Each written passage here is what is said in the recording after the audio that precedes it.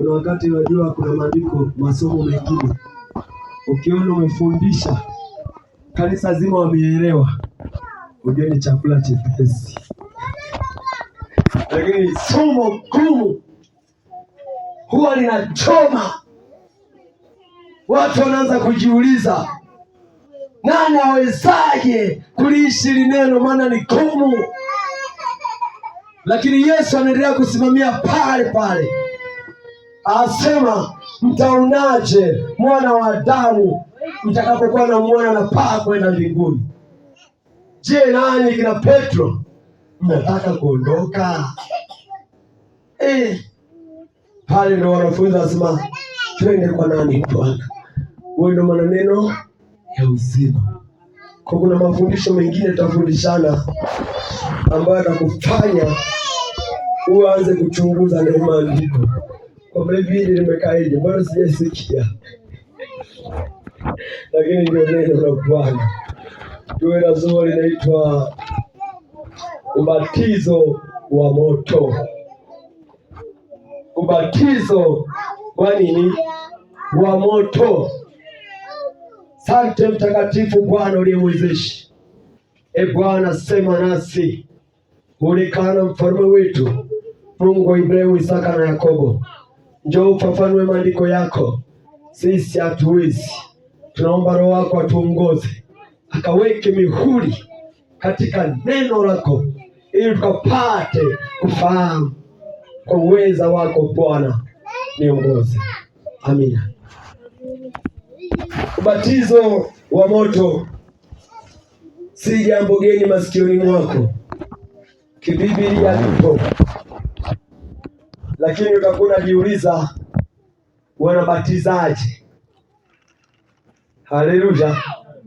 Kwa ubatizo wa moto unakuweje? Pengine majibu unayo, lakini chukua na jibu ili uchanganye na jibu lako litakalofaa, ndio ulisimamie hilo. Tuanze na kitabu cha Mathayo 3:11.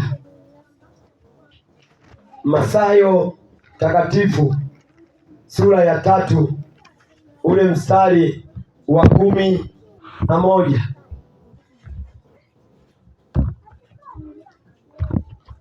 Nitasoma.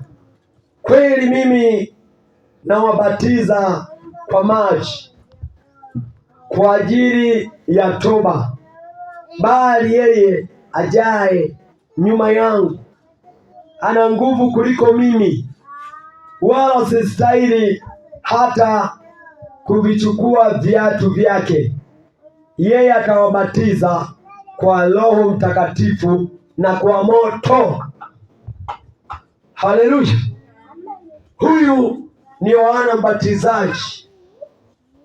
Kimaandiko, mtu wa kwanza aliyepewa mamlaka ya kubatiza katika maji ni nani? Ni Yohana Mbatizaji. Habari za kubatiza huko nyuma hazikuwepo kwenye Agano la Kale. Tumeanza kuziona katika ujio wa watu hao wawili, Yohana na Yesu. Haleluya! Sasa Yohana anapobatiza kwa maji, anatoa ufafanuzi ya kwamba ninawabatiza kwa maji kwa ajili ya toba. Haleluya!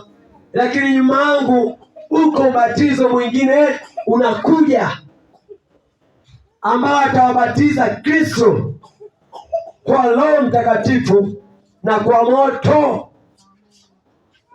Haleluya! Amen. Wangapi wamekubatizwa kwa moto?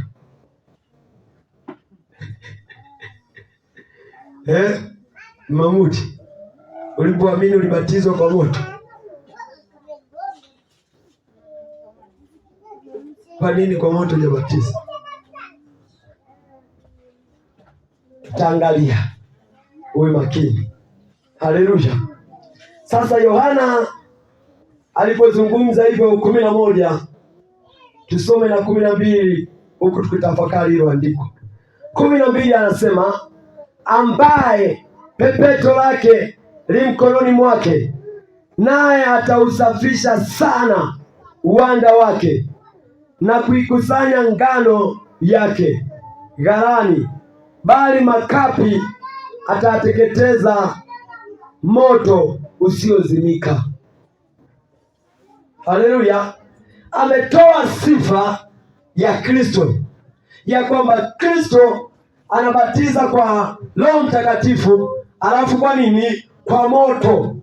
Mstari wa 12 ndio amekuja kutoa siri kwamba ambaye pepeto lake li mkononi mwake ataikusanya ngano ghalani mwake. Ngano ni watu ambao wamekwisha kuokoka na wamebatizwa kwa Roho Mtakatifu. Amina. Haleluya. Hawa atawakusanya, atawaweka ghalani mwake. Lakini hapo makapi atateketeza kwa nini? Kwa moto. Haleluya. Kwenye ngano na makapi wale ni watu. Roho Mtakatifu hawezi kaanza kuelezea habari za ngano, ila Biblia sehemu nyingi imeongea kwa mifano. Amina na Mungu, kwamba hapa tunaona sasa zile batizo ya moto na Roho Mtakatifu. Watakaobatizwa kwa Roho Mtakatifu huwa wabatizwi tena kwa moto. Wanaobatizwa kwa moto ni makapi. Amen. Neno kubatiza ni kuzamisha. Haleluya. Ndio maana Yohana akasema, mimi niliwabatiza kwa maji nikiwa katika mto wa Yordani, lakini yeye atakuja kuwabatiza kwa Roho. Roho wa Mungu atazamishwa ndani yetu. Huo ndio utakunaitwa ubatizo wa Roho Mtakatifu. Lakini kuna ubatizo mwingine anasema wa moto. Kuna kitu kingine tena kitazamishwa kwenye moto. Sasa anaobatizwa kwenye moto ni makapi. Itakuwa ni ajabu mtumishi unaomba tena ubatizwe kwa moto, uzamishwe kwenye moto. Tutaendelea. Mstari wa 12 umeelezea vyema ubatizo wa moto. Unaposoma Biblia kwa katika hali ya kutafakari, unaposoma mstari mmoja wa pili unaweza kujitafsiri mstari wa uliotoka kusoma. Haleluya na Mungu. Kwa tuwe makini sana. Yohana alibatiza kwa maji hivi. Tuangalie jinsi alivyokuwa anabatiza kwa maji, ili tafsiri ya kubatiza itukae ndani yetu, tukapate kufahamu ni namna gani kubatizwa kunakuja. Haleluya. Yo Mathayo hiyo 3:13 mpaka 16. Mathayo 3:13. Wakati huo Yesu akaja kutoka Galilaya mpaka Yordani kwa Yohana Mbatizaji. Kwa Yohana abatizwe, kwa Yohana ili abatizwe. Lakini Yohana alitaka kumzuia akisema, mimi nahitaji kubatizwa na wewe, nawe waja kwangu? Yesu akajibu akamwambia, kubali hivi sasa, kwa kuwa ndivyo itupasavyo kuitimiza haki yote. Basi akamkubali. Naye Yesu alipokwisha kubatizwa, mara akapanda kutoka majini. 16. Naye Yesu alipokwisha kubatizwa akapanda kutoka wapi?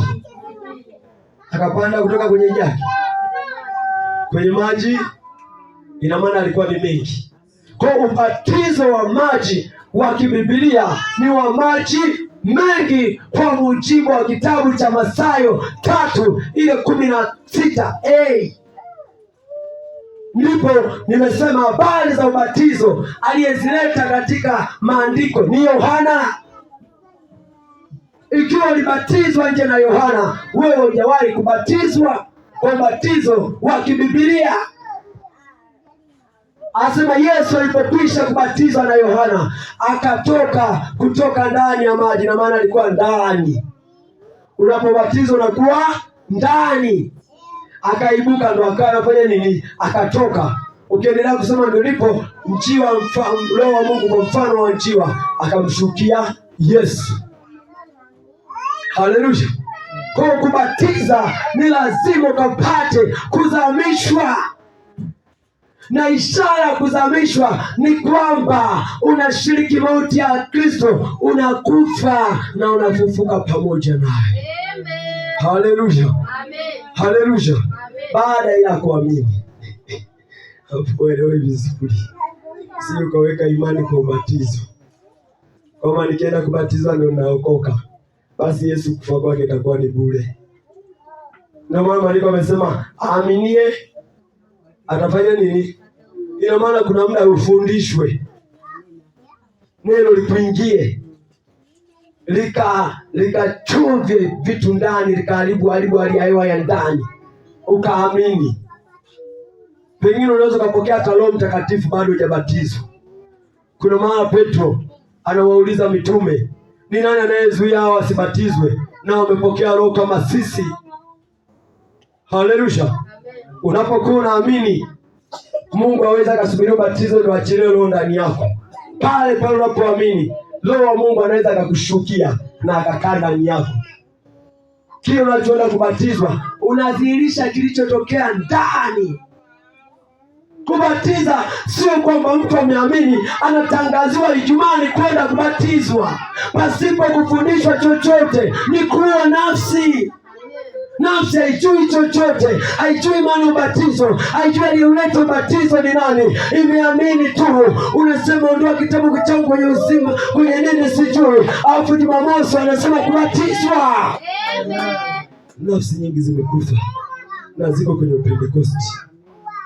Tendo la kubatiza ni lazima ufahamu, uamini, ufundishwe.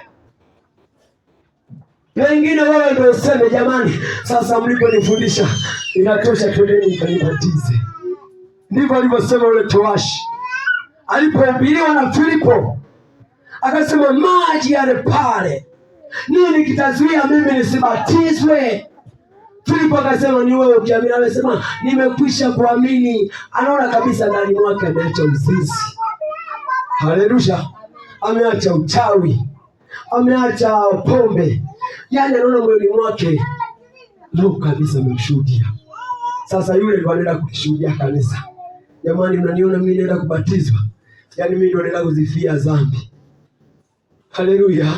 Naenda kufanya nini? Kuzifia dhambi. Mtaniona kwa dhambi.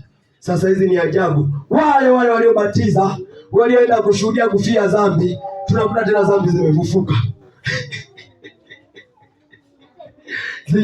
Zijakufa, zimerudi mchaka, zimemfuata tena. Yule aliyebatizwa ameshiriki, amekufa. Ina maana huyo akae chini afikiria alidanganywa, au kumhubiri moyo kisawasawa, hakuipata imani. Hakupata nini? Imani. Haleluya. Nikuoneshe kitu kwa Maandiko na Mungu atakwenda kuzungumzia kwa moyo wako. Hiyo Mathayo 3 mstari wa 6. Soma Majeri. Mstari wa 6.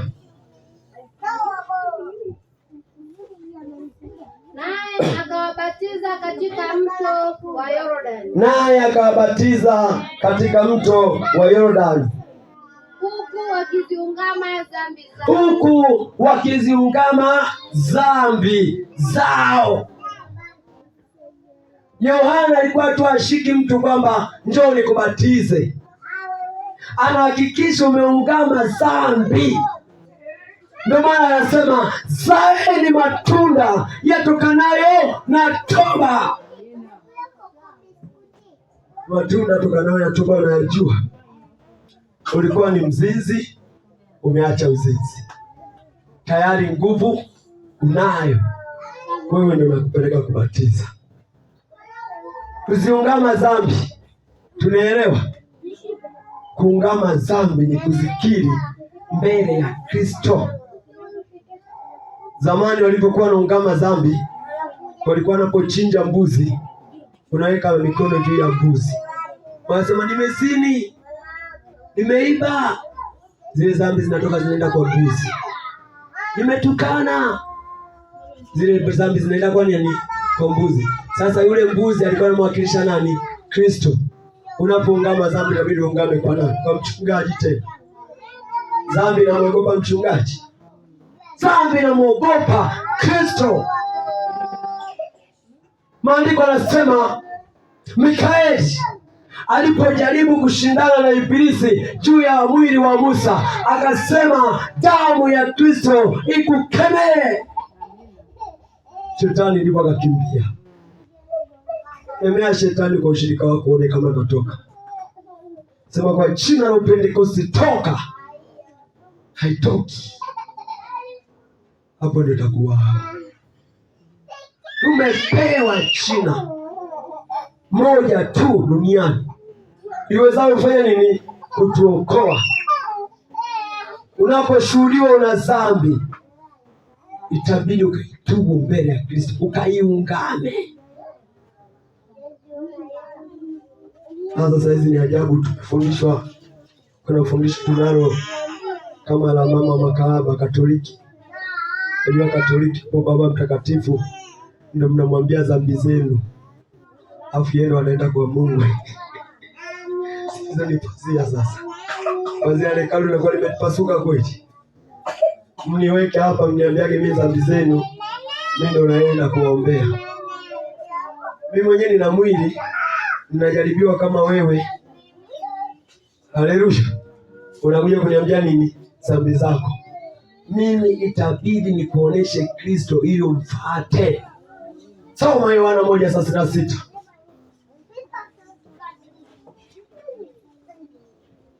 Yohana 1:36.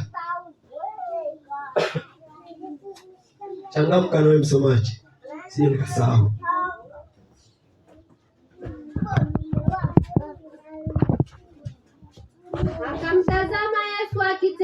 Akamtazama Yesu akitembea.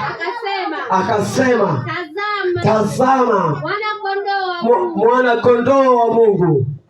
37. 37, endelea. Sikiliza anachoambia.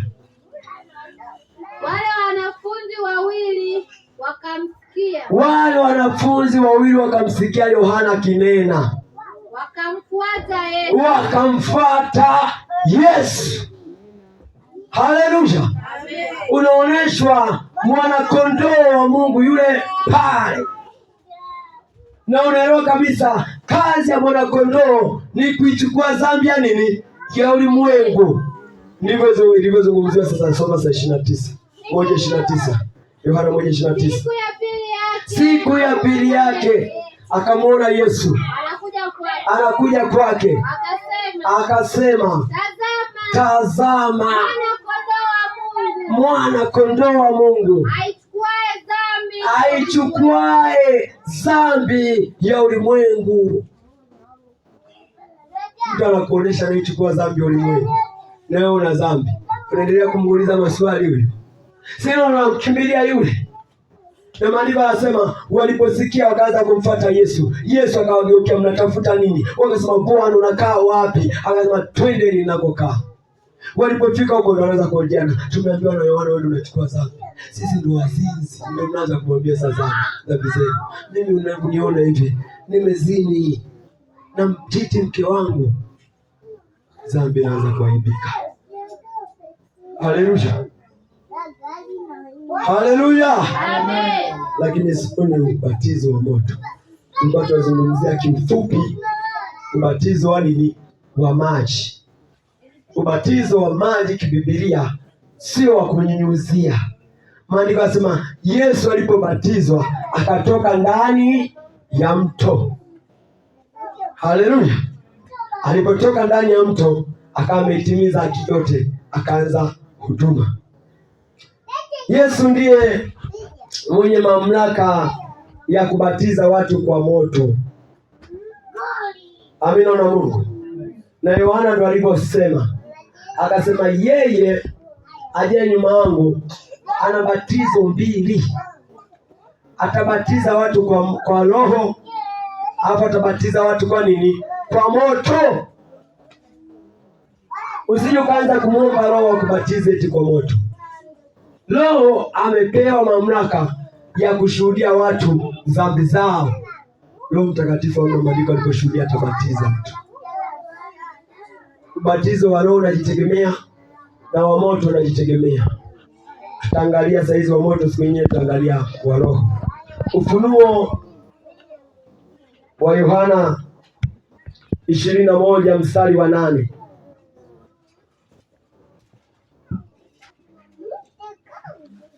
Soma. Bali waoga na wasioamini na wachukizao na wauaji na wazinzi na wachawi na hao waabuduo sanamu na waoga wote sehemu yao ni katika lile ziwa liwakalo moto na kiberiti. Sehemu yao ni katika lile ziwa liwakalo moto na kiberiti. Hii ndiyo mauti ya pili. Anayezungumza hivyo ni nani? Ni Yesu, anajifunua kwa Yohana. Haleluya! Huyu ni Yohana mwingine kwa Biblia, na Yohana wawili. Habari za mbatizaji zilishia kule kule. Huyu ni mtume mwingine, nani? Yohana, mwanafunzi wa Yesu.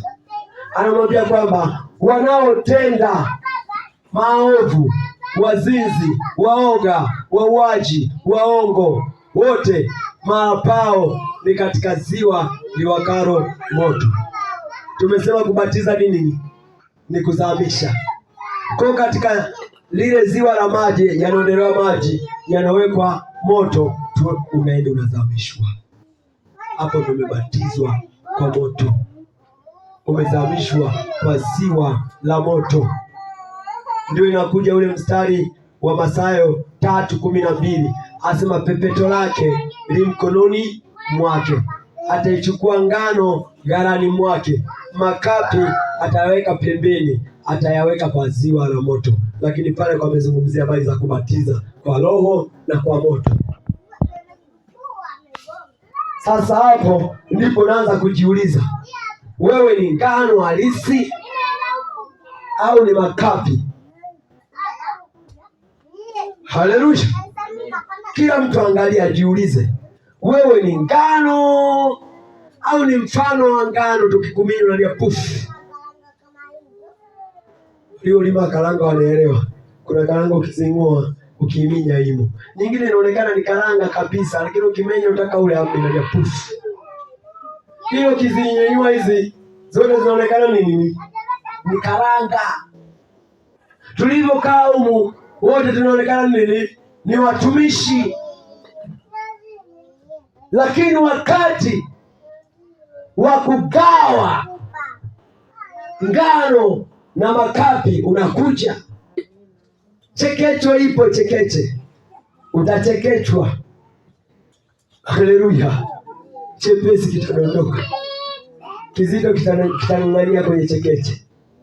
Wewe mwenyewe ni shahidi, hata kama unavyo pepeta kwenye unga, hata kama ni mpunga waliolima mpunga, ukiupepeta mpunga ambao ndani kuna mchele unabaki kwenye unga ambao unaonekana ni mpunga, utaugundua kwamba huu ni makapi utakapopeperuka ndani ya unga. Sasa wale ndio watapokea ubatizo wa moto.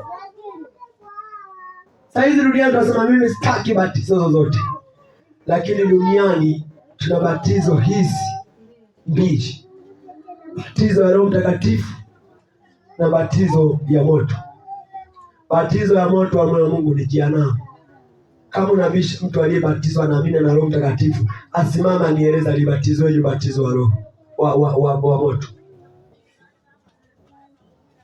Simama nielezee, tufundishe kwamba ulibatizwa kwa Roho Mtakatifu afu kabatizwa kwa moto, ilikuweje? Unaweza kutuelezea mama? Lakini ubatizo wa Roho upo na nitaufundisha. Amina na Mungu. Nitaonyesha kwamba mtu anapoamini Roho wa Mungu anamjiaje, ili na ukajipime kama unaamini na Roho wa Mungu, ukajipime kupitia neno la Mungu. Lakini fundisho la ubatizo wa Roho mtu uliokoka usihitaji. Na mwingine tunaombaga tujiti tunaomba. Mfano mtu anakuta unaomba, hii nyumba ninaifunika kwa damu ya Yesu. Haujui maana ya damu ya Yesu, kazi yake nini? Na mwingine unapoomba hata kama andiko tu tunaelewa. Damu ya Yesu haiwezi kufunika nyumba. Soma Mathayo 26:28. Mathayo 26:28. Kwa maana hii ndiyo damu yangu ya agano, imwagikayo kwa ajili ya wengi, kwa ondoleo la nini? La dhambi. Kazi ya damu ya Yesu ni kuondoa nini? Kwa kama unataka umfunike mtu kwa damu ya Yesu, mhubiri kwanza. Haleluya. Mhubiri ili umfunike sasa kwa hiyo damu. Sio tu nyumba unaifunika kwa damu ya Yesu. Hiyo ukiifunika kwa mkono wa Yesu, sawa na kuelewa. Maana maandiko yanaweka wazi, mkono wa Mungu na nini?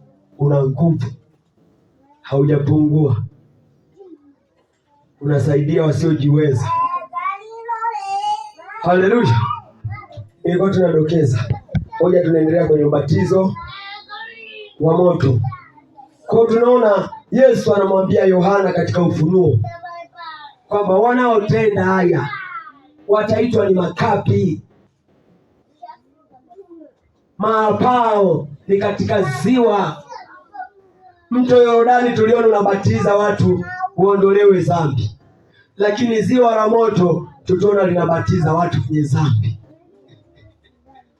Wenzako wanabatizwa ili waondolewe dhambi, wewe bado unashangaa utakuja ubatizwe na dhambi zako.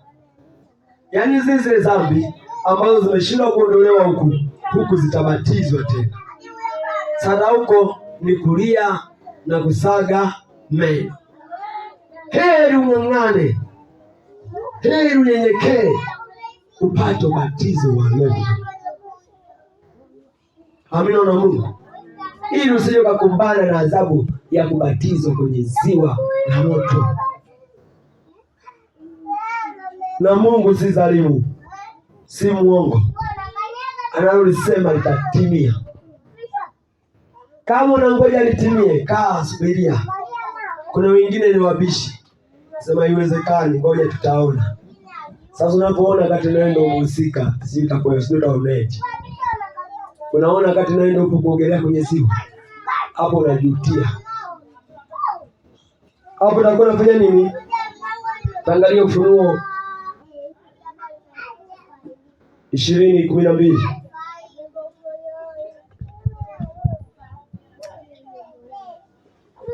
Majeni soma Ufunuo 20:12 na 15. Mama Mudi soma Mathayo 3:12. Aanze wa Ufunuo. Mama Mudi fungua Mathayo 3 mstari wa 12. Majeni soma Ufunuo 12 na 15. Utasoma 12 hapo utarukia 15. Twende. Nikawaona wafu wakubwa kwa wadogo wamesimama mbele ya kiti hicho cha enzi, na vitabu vikafunguliwa, na kingine kikafunguliwa ambacho ni cha uzima. Na hao wafu wakahukumiwa katika mambo hayo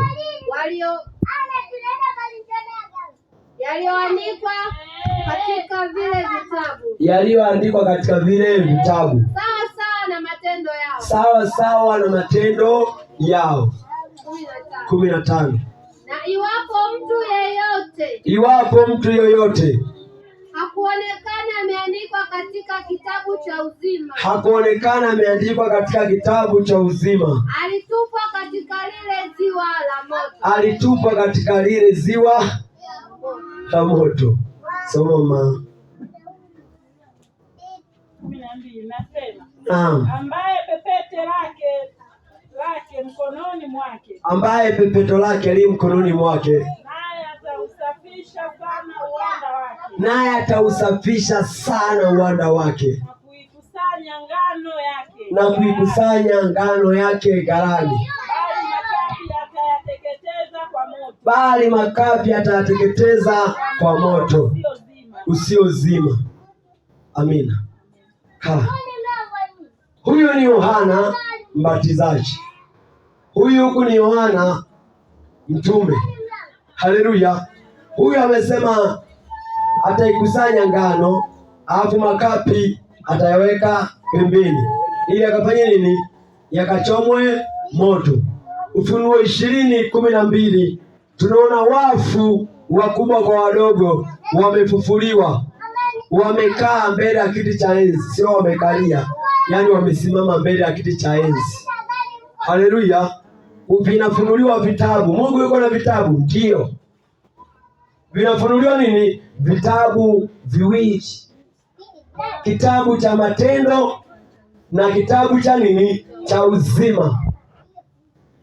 Hakuna kitabu pale cha hukumu, kama unavyosema ondoa jina langu kwenye kitabu cha hukumu, andika kwenye kitabu cha uzima. Pale tunaona kuna vitabu viwili, cha matendo na cha uzima. Haleluya. Watu wanaanza kuhukumiwa sawa sawa na matendo yao. Haleluya. Walipohukumiwa sawa sawa na matendo yao, kikachukuliwa tena kitabu cha nini? Cha uzima. Jina lako kama alipo kwenye kitabu cha uzima, wewe unaenda kubatizwa. Ndio lile pepeto, makapi yanaenda kwenye moto.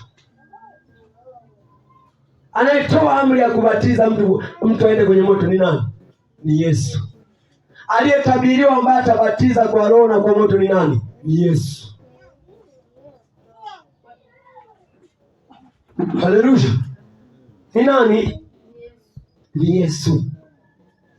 Wapendwa, hii tuweke chini tupate ufahamu, tusije tukakosa zawadi ya Roho Mtakatifu, tukapata mauti. Mshahara wa dhambi ni mauti. Haleluya. Sasa Kristo alipokuwa anakufa alikuwa anailipa dhambi mshahara wake, ili atakaye muamini Kristo asilipwe tena mshahara wa dhambi. Ndio maana nasema ukimwamini Kristo unakuwa na uzima ule wa milele. Alafu ule uzima wa milele tunakuwa nao tukiwa duniani. Hebu kila mtu auangalie uzima wa milele, niambie uko wapi? Ichunguze kwa moyo wako, upo? Utajueje na uzima wa milele? Eti mmoja. Ujuage, usije ukajihesabia una uzima wa milele, kumbe shetani anakusubiria sehemu yake. Haleluya. Kitu ambacho kinakujulisha kwa una uzima wa milele, Wagalatia 5:22. Galatia 5:22, soma. Lakini tunda la Roho ni upendo, furaha, amani, uvumilivu, utu wema, fadhili, uaminifu, upole, kiasi. Juu ya mambo kama hayo hakuna sheria. Yes. Juu ya mambo kama hayo hakuna sheria. Hapo ndo nasema mimi niko na uzima wa nini? Wa milele. Lakini kwenye tunda la Roho tumeona kuna hasira. Ukiwa nayo utajua ulikoitoa. Kwenye tunda la Roho tumeona kuna chuki. Ukiwa nayo utajua ulikoitoa. Kwenye tunda leo tunaona kuna kufiolea. Ukiwa unafiolea, wewe hauna uzima milele. Ndio jepesi. Haleluya. Kwa tuchunguze mioyo yetu. Maandiko yanaweka wazi ya kwamba watu wote watakusanyika. Wale tukaona ngano inawekwa ghalani mwake, ndio wale ambao majina yao yapo kwenye kitabu cha nini? Cha uzima. Amina na Mungu. Mara pengine Biblia inasema hivi. Mathayo 28 25 31 na 34. Soma Mathayo mtakatifu 25 31 mpaka 34. Msomaji unaniangusha. Naam. Tasoma. Ndio. Hapo atakapokuja mwana wa Adamu katika utukufu wake. Yaani katika utukufu wake. Na malaika watakatifu wote pamoja naye. Ndipo atakapoketi katika kiti cha utukufu wake. Mpaka 34. Na mataifa yote watakusanyika mbele zake. Na mataifa yote ikiwemo Tanzania watakusanyika mbele zake. Naye atawabagua kama vile mchungaji abaguavyo kondoo na mbuzi. Naye atawabagua, ubaguzi utakuwepo pale.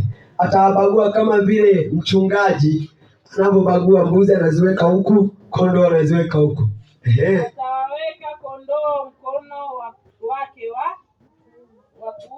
Atawaweka kondoo mkono wake wa kuume. Ndio ngano iliyo safi ghalani mwake, mkono wa kuume. Na mbuzi zitakaa tu mkono wa kushoto. Kisha mfalme atawaambia wale walio mkono wake wa kuume. Ambao ndio kondoo. Njooni mliobarikiwa na Baba yangu.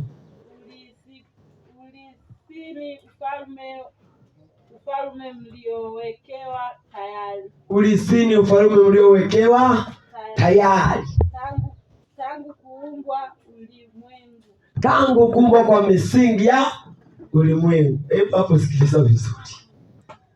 Yesu huyo, mbuzi ni mali zake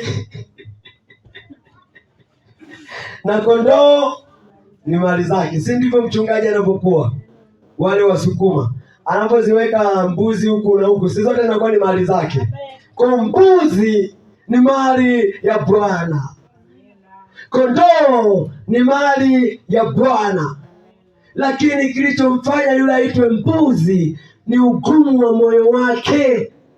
Alikuwa ni kondoo, sasa alikuwa alielewi neno. Neno linasema yeye ni mgumu kuelewa, atafanyika kuitwa mbuzi. Sasa nikiita mtu mbuzi utachukia. Tukasubiria huko tukaone nani ataitwa nani mbuzi. Haleluya na Mungu. Hapa asiruhusiwi. Ndio maana wewe ni mali ya Bwana, mimi ni mali ya Bwana, siwezi nikakuhukumu. Amina na Mungu. Tukasubirie sasa. Mchungaji huyo mfalme anaziambia kwanza, anaanza na kondoo. Amina na Mungu. Ni kama umepika wali na kuku, hapo kama umepika na kande peke yake.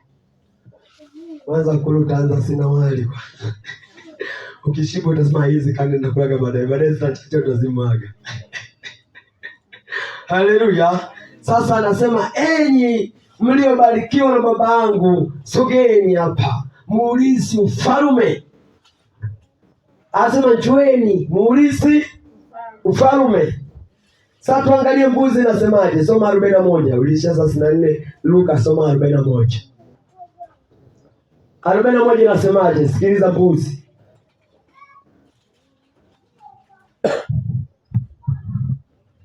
Kisha atawaambia na wale walioko mkono wake wa kushoto. Wale walioko mkono wa kushoto hata wasahau, atasema nao.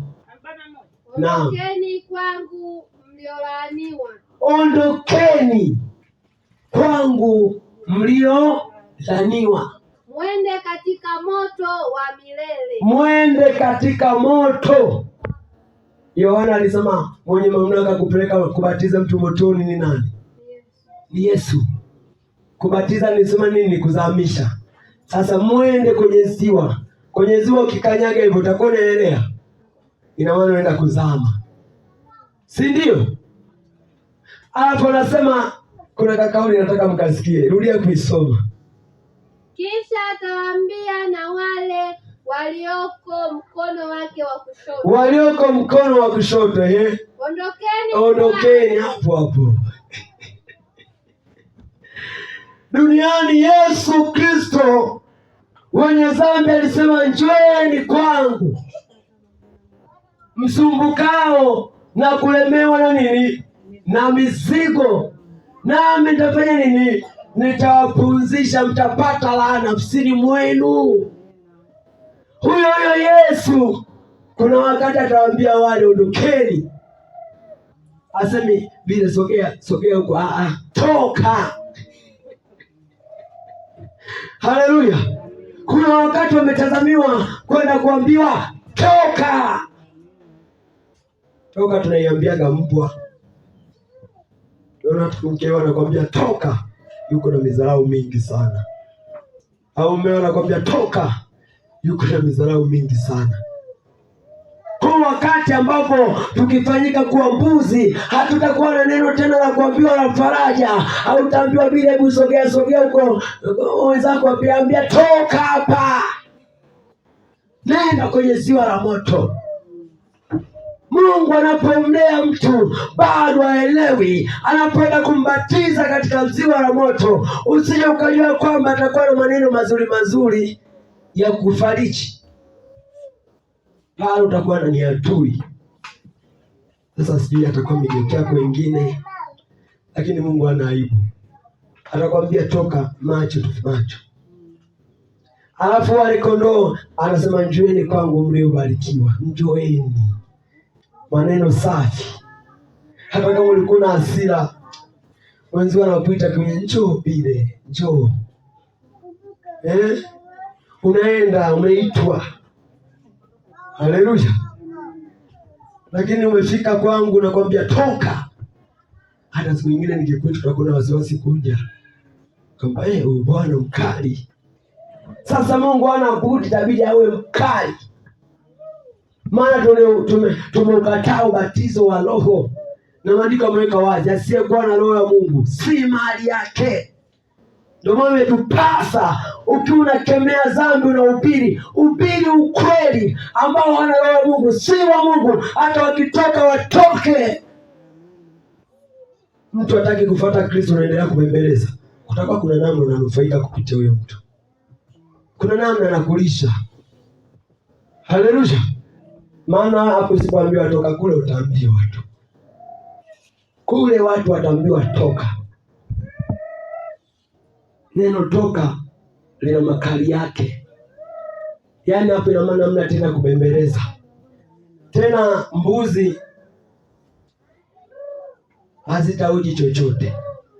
Zikiambiwa toka, nguvu inakuja, nguvu ya Mungu pale. Yaani kama upepo unaanza kusogeza nyuma. Kwa sio kama alikwambia toka utaanza kugusa pindo. Yesu akishaamuru tu toka na mradi. Yaani kama kitu kinakusukuma ndio unampeleka ziwani, unang'ang'ana lakini umebanwa. Lakini wale kondoo wa upande wa kuume kuna kitu waliuliza. Aliposema nyie mliobarikiwa, nilipokuwa uchi mkanivika, nilipokuwa na njaa mpaka wao wenyewe wakisema mbona sifa zingine hatukumbuki tulifanyia wapi. Wasema Bwana, ni lini tulipokuona una njaa? Hapo ndo anaanza kuongea na watoto wake. Mlipokuwa mnasaidia wale ombaomba, mlikuwa mnanisaidia ni mimi. Ulipokuwa una gauni mbili unampa asiyejiweza, ulikuwa unanivika ni mimi. Wale ndio watafurahi. Asante Bwana. Sasa makao uliyotuambia utatuandalia ndo yapi? Wanaanza kuzungushwa. Unaona rais anapofikaga sehemu, wale wakuu wa wilaya, mikoa, wanaanza siku mzungusha. Hapa ndo umeanza kujenga. Hapo utaweka jiwe la msingi. Hapa kutakuwa na korido. Rais anaangalia. Sawa. Sasa wale kondoo wa Mungu ndio wanaanza sasa kutalii na Mungu wao. Kwambia wewe ulivumilia sana. Hii ndio nyumba yako. Haleluya. Amen. Wewe ulitoa sana. Nilisema wekeni hazina mbinguni. Msiweke kuliko kuwa na nondo na kutu. Haleluya na Mungu. Hazina yako hii hapa. Wewe ulikuwa baili sana. Hapo usijiongozwa. Sije nikaongea nikasema nyumba ya nyasi. Ukaninuku mbinguni kuna nyumba za nyasi. Haleluya. Haleluya. Lakini maandiko yamesema mbinguni mataji hayatalingana. Wapo ambao yatang'aa kama jua, wengine watang'aa kama nyota, wengine watang'aa kama ile nyota ya jioni inafifia, wengine watamng'aa hamna. Lakini heri ukafike tu hata huko. Haleluya. Heri nikae tena taji linafifia, lakini nisiambiwe toka. Haleluya. Heri kaishi tukinyonge. Lakini jana position ni hakuna VIP na mzunguko. Iba kidogo mnaugua wote pakubwa. Sio kwamba wenyewe tu katibaki kakosa kidogo okoke. Watakuwa na babuliwa tu kama unavyochoma ndizi. Ndizi sogezi kwenye moto. Unakuwa kama unazio. Hapana. Kule unabatizwa. Mtu ili abatizwe lazima azahamishwe. Tuone kabisa. Mpaka kama ulisuka sijui nywele ziingie kwenye maji ndio uibuke. Haleluya. Kwa kwenye moto kule hamna kusema dhambi ilikuwa ubatizo nimeleta hapa wa moto. Watu wazame. Ukishainuka sasa mwili lote ndio linaungua, ndio unaanza sakulia na kusaga mwendo. Unalia na mdomo unaingia kwa ulimi. Chai tu ikikuuza panavyomaga. Vuta picha sana. Umebugia mkao unalimungunya mate hamna. Tonoa macho jichanganye uende huko. Takumbuka nayo yasema. Waebrania tuko mbali kumaliza. Waebrania 10:31. Bwana Mungu, naamini Mungu ameshakuzungumzia kwa habari ya ubatizo wa moto na ukapate maarifa. Kama ulikuwa na maarifa mengine kachunguze kwa uwezo wa Mungu kupitia maandiko. Wengine wananukuu maandiko vibaya. Kwenye ubatizo wa moto unakuta wanaweka moto eti uruke moto. Sasa hapa Yohana amesema yeye ndo ana mamlaka kufanya nini? Ya kubatiza kwa roho na kwa nini? Na kwa moto. Mchungaji umetoka umekula vyakula vyako huko, unakoka tena moto, unaanza kusema watu tubatizwe hapa. Habari ya kubatiza kwa roho na kwa moto ni ya Mungu. Hata mchungaji anayesema ambao hawana roho piteni mbele niombe, mchunguze sana. Haleluya. Mchunguze sana huyo mtumishi. Sikatai anaweza kuongozwa na roho, lakini mchunguze una hakika naye anaongozwa na roho. Watu wanapenda vitu vya nezo. Wenye wana roho wa Mungu njoeni mbele. Nakuta mtu ana mapepo. Yametoka wapi mapepo? Ulikuwa mtumishi mzuri, ulikosa ufahamu wa maandiko. Nikodemo alimuuliza Yesu, mtu awezaje kuzaliwa akiwa mzee? Ataingia mara ya pili tumboni mwa mama yake? Yesu akasema upepo unapovuma mnausikia, lakini unakotoka na unakoenda hatuoni. Si eti? Ndipo ubatizo wa Roho Mtakatifu ulivyo. Yaani upo tu katika hali ya utulivu, unaomba uelewi na hili, Roho anakushukia. Sio mpaka aanze kuamilishwa. Wao ambao hawana Roho Mtakatifu, piteni mbele. Nilizinzi tu Roho Mtakatifu ende kwa lizinzi. Una fitina, Roho Mtakatifu aje kwa fitina. Ila inawezekana mtu akakuombea ukashukiwa Roho Mtakatifu, lakini sio fundisho la kujirudia kwamba kila Jumapili mchungaji anaombea watu wajaze Roho Mtakatifu. Ndugu yangu aliendaka, mke wangu mwenye ana roho, njoo mbele, chola tu. Haya, sawa. Kaombewa, kapita. Sasa sijui alianza kunena kwa lugha, mimi hata sielewi kilichotokea pale. Lakini nikifika nyumbani nikimwangalia, huyu ameombewa na Roho Mtakatifu, lakini anavyonifanyia, sawa, nisihukumu, natulia tu. Wewe usiombewa na Roho. Nikiangalia tunda la Roho ni upendo, uvumilivu. Bwana, sasa hii haya bwana, masuala ya imani, haya watu wameombewa na roho zao.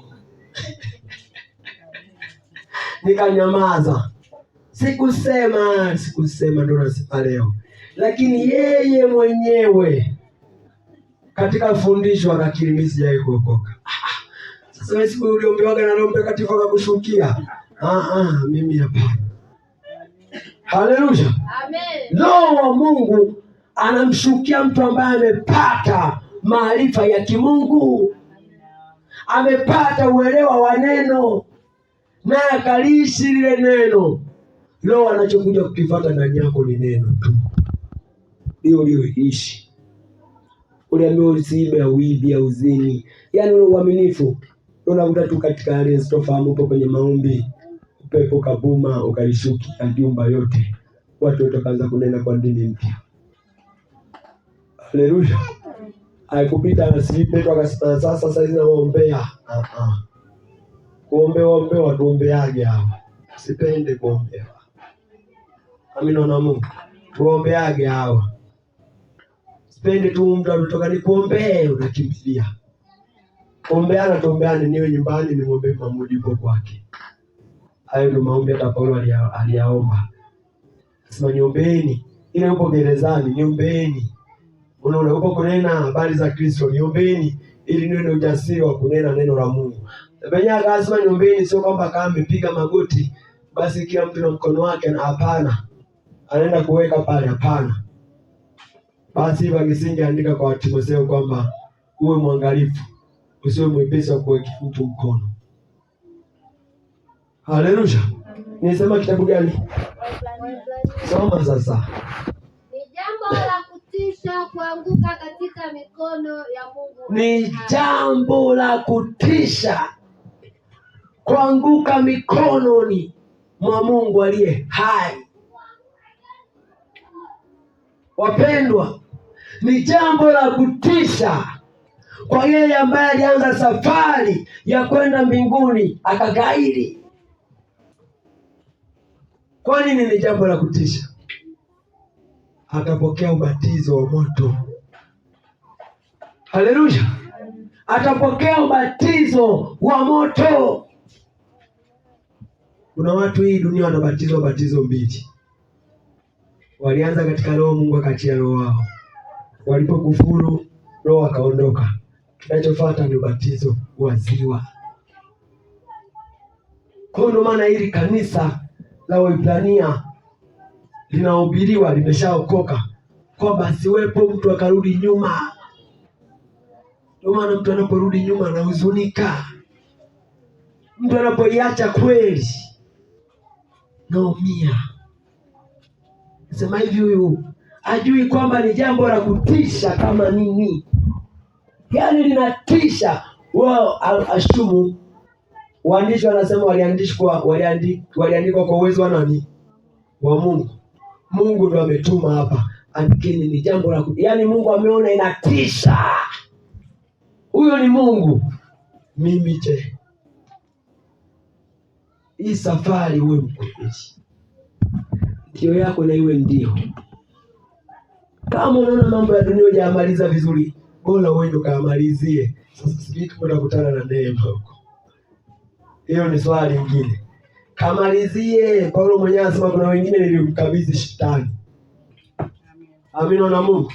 Walikuwa kanisani mienendo mibaya, akaamuru wao mpeni shetani, wakatengwa. Walipopigika, yeye mwenyewe anasema rudisheni wale vijana. Haleluya, kawaonea huruma. Warudisheni, wamejifunza. Wakarudi. Kijana anapokabidhiwa shetani, anatembea tu vizuri. Lakini wakati wa kurudi wengine wakamerudi na magongo. Mwingine amepinda mgongo lakini ni kijana kapata magonjwa. Dunia inavyofundisha inakunyonga. Unaponyang'anywa, ndio maana Mungu asema wanyang'anyeni wengine kwenye ziwa la moto. Kama maana uko kuungua. Kwa unapokunyang'anya kwenye ziwa la moto, anasema wanyang'anyeni kwenye moto, sio kwenye ziwa. Nisije nikaongea vibaya. Anasema waokoeni wengine katika nini? Katika moto. Tunapokuokoa na maana upo kuungua. Ile tunakutoa lazima moto sio kujeruhi. Haleluya na Mungu. Kwa mtu unapoenda kumtoa kwenye dhambi, magonjwa tayari alishaingia ndani yake, amepata ukimwi, amepata magonorea, amepata mazinaa. Yaani migonjwa ya ajabu. Sasa pale ndio tunakunyakua. Amini tu kwa imani. Lakini umepigika. Haleluya. Amen. Yes, tunafariji, tufanyeje sasa? Utapona. Amini tu Mungu. Pole. Ila kimoyo mwenyewe uliyataka. Tulikaa vizuri kwenye kwaya. Ukaondoka sasa. Hatukwambii live. Ila tunakuombea. Wakristo wanafiki. Tunakuombea mpendwa. Katika wiki tutakutembelea na tusukari kamwezi ana yako make. Haleluya. Ni jambo la kutisha kama nini kuanguka mikononi mwa Mungu. Mungu amekutoa katika matope. Mungu amekusafisha. Usitazamie kurudia matapishi. Ugeuke uanze safari ya kwenda Galilaya. Usikumbuke Misri ya kutai. Mwambie Farao, mimi si wako tena. Mimi ni mali ya Bwana. Mimi nimepokea Bwana. Nimeenda kwa Bwana. Sitaki tena. Sitaki kurudi Misri. Bwana amenipa maarifa. Maandiko amesema kumcha Bwana ndicho chanzo cha maarifa. Mabinti wanapojilegeza, wanapokuja najilegeza, waambie imeandikwa usizini. Waambie Bwana amenikataza. Waambie watu. Kwa nini watu mnashindwa kuyatumia maandiko? Tuko na neno. Haleluya. Tukapate kulitumia neno likakae kwa wingi ndani yenu. Tumeona hiyo Wakolosai 3:16 akasema neno la Kristo likae ndani, likae kwa wingi ndani yenu, ili liwe linafanya nini? Ili liwe linapambanua. Ninapovaa hivi nimetoa kwenye neno. Ninachokifanya hiki kipo katika neno. Kama neno hamna, yaani wewe utakuwa tunaenda tu. Haleluya. Na mtu anaporudi nyuma, anguko linakuwa ni kubwa.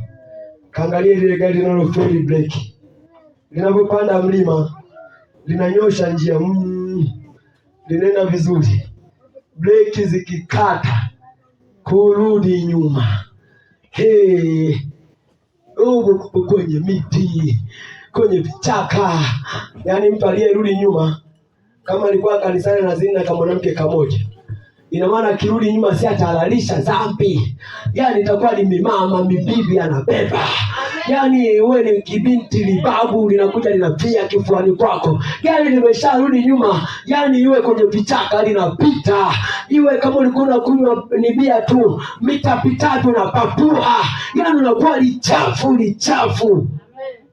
Maandiko yameweka wazi, pepo mchafu amtokapo mtu anapita mahali pasipokuwa na maji, lakini anaaga ya kusema nitarudi katika nyumba yangu. Akirudi akiona inaanza kupendeza na kuvutia, anaenda na kuyachukua, na mengine sio peke yake, yanachukuliwa mengine 7 na lile linakuwa ni la 8. Hali ya yule mtu inakuwa mbaya zaidi hata ile ya mwanzo. Ukirudi nyuma, hali yako itakuwa mbaya zaidi ile ya nini? Ya mwanzo. Ulikuwa hujawahi kunywa pombe, utakunywa. Ulikuwa hujawahi iba, utaiba. Ulikuwa yani kila dhambi si yako nane mle ndani. Si yako nane. Ile la kwanza ilikuwa tunakupeleka kwenye uongo, unadanganya tu mkeo. Mimi naumwa, nipo kazini sitarudi, kumbe umepata na kamchepuko. Sasa yameingia mengine yenye maarifa 7. Haleluya. Tunaanza lingine na kupeleka, unakuwa gari bovu linarudi nyuma. Simama na neno la Bwana. Tukashikilie ubatizo wa Roho. Tuepuke wa moto. Tuepuke kubatizwa katika ziwa liwakalo moto. Kitabu cha mwisho ni Matendo hiyo 10 mstari wa 43. Matendo 10:43.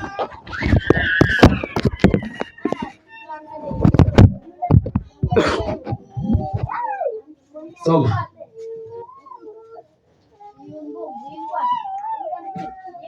Matendo ya Mitume 10 mstari wa 43.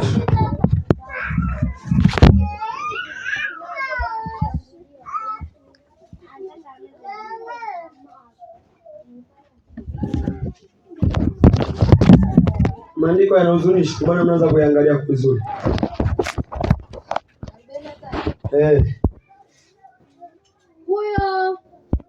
Huyo manabii wote humshuhudia. Huyo manabii wote humshuhudia ya kwamba kwa jina lake kila amwaminie atapokea ondoleo la dhambi. Haleluya. Amen. Atakuwa nani huyo? Ni nani huyo ambaye anasema manabii wote? Yani manabii wote, wengine walikuwa Yerusalemu, wengine walikuwa Tiro, wengine walikuwa Sidoni, lakini walipoanza kuandika, walimwandika wakajikuta walipochanganya nyaraka zao, wote wanamshuhudia ni mtu mmoja. Alafu katika yeye watu watapata kuondolewa dhambi. Amen. Haleluya. Amen. Wote manabii wameshuhudia hicho. Yesu Kristo atakapokuja, katika yeye watu wote wataondolewa dhambi. Yani niendelee kung'ang'ana na dhambi, naye unaijua. Niendelee kutenda dhambi, niendelee kung'ang'ana. Yesu amekuja. Manabii walimtabiri. Kuna manabii wengine walitamani wamuone Yesu, hawakumuona. Walitamani sana, yani walipokuwa wameandika habari zake, wameongozwa na Roho Mtakatifu, wakaona huyu ni mtu, itakuweje? Lakini maandiko yanasema Mungu hakuruhusu. Mungu akufanya nini? Hakuruhusu. Petro, Yohana walimuona Yesu. Haleluya. Katika mwili. Musa ambaye ameandika na amri 10 hajawahi kumuona Yesu katika mwili. Haleluya. Hizi habari tunazozisoma hizi, yeye Musa aliziota, sisi tunasoma. Muone venye utofauti. Ndoto si kamili ya tendo. Haleluya. Sisi tunaona. Wengine wanasema tulipapasa. Petro anasema tuliona kwa macho yetu na tulipapasa. Anawathibitishia kabisa kwamba ni yeye. Lakini bado moyo wa watu ni migumu. hapa anaweza kaa naongea, kuna SMS za kina Mai zinaingia hapa.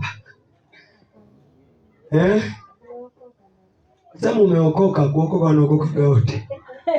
Wewe umeokoka bibi yako. Kwani kuzaliwa mlizaliwa, si ulizaliwa? Na uokovu ulivyo. Wewe kama umeokoka, haleluya.